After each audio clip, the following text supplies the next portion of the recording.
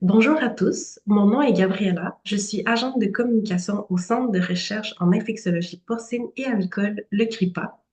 Aujourd'hui, nous allons nous plonger dans une étude québécoise sur un vaccin contre l'influenza. Je suis super chanceuse d'être accompagnée de Denis Archambault, professeur du département des sciences biologiques de l'Université du Québec à Montréal, l'UQAM. Bonjour Denis. Oui, bonjour Gabriella. En quoi le prototype de nanovaccin contre l'influenza A diffère-t-il des vaccins actuels en termes de réponse immunitaire et d'administration? Bon, on va commencer par l'administration. Bon, si on regarde les vaccins influenza chez l'humain, la plupart des vaccins que se donnent par la voie intramusculaire. Donc, on induit de ce fait une réponse immunitaire dite systémique, sans induction d'immunité locale au niveau des muqueuses respiratoires.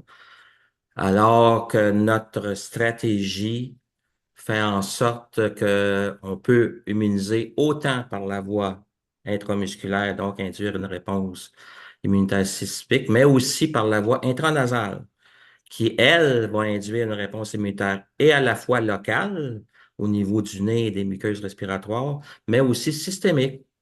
Alors, donc, on amplifie, si vous voulez, les zones immunitaires qui seront stimulées dès l'introduction du vaccin. Pouvez-vous expliquer comment la méthode d'administration intranasale renforce l'immunité locale et limite la transmission du virus?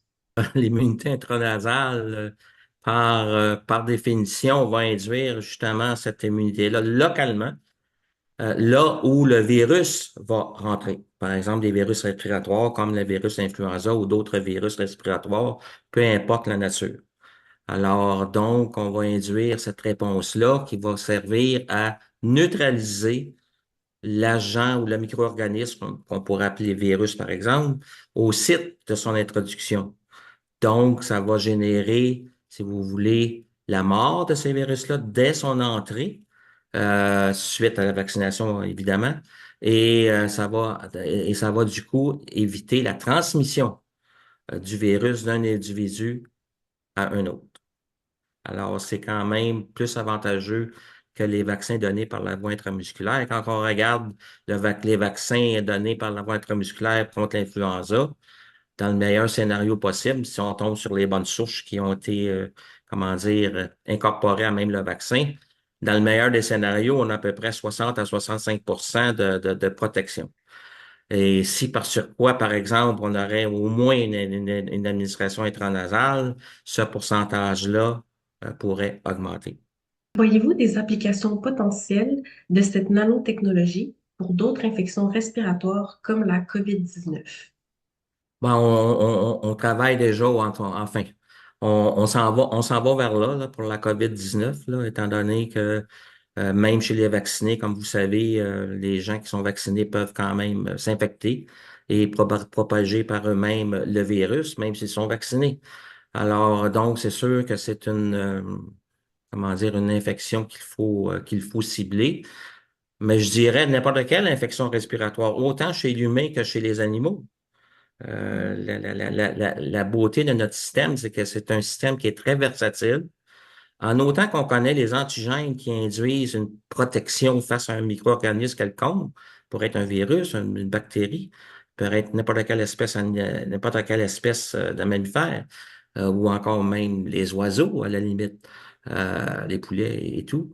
Alors donc, oui, c'est tellement versatile qu'on peut cibler n'importe quelle infection qui rentre par les voies respiratoires.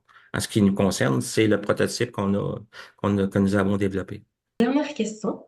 Comment envisagez-vous l'adoption de cette nouvelle plateforme vaccinale par l'industrie pharmaceutique?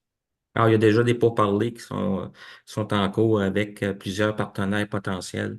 Bon, avec possiblement des licences qui vont être, ou des options de licences qui vont être, comment dire, réalisées avec ces partenaires potentiels-là.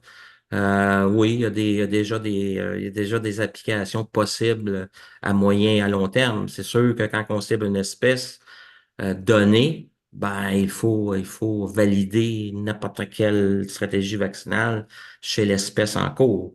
Alors, nous avons eu des résultats quand même percutants pour l'influenza chez le poulet, l'influenza aviaire, par exemple. Ça a été publié dernièrement.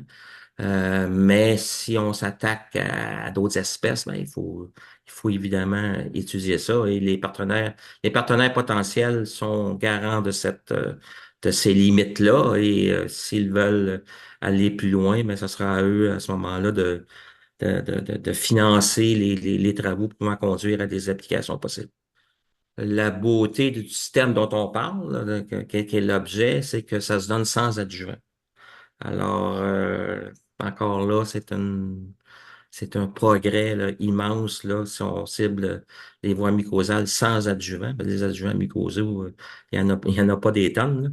Alors, notre plateforme nano-vaccinale induit comment dire, la stimulation de la réponse innée en soi. Donc, on n'a pas besoin, en principe, d'adjuvant à être incorporé dans notre préparation vaccinale.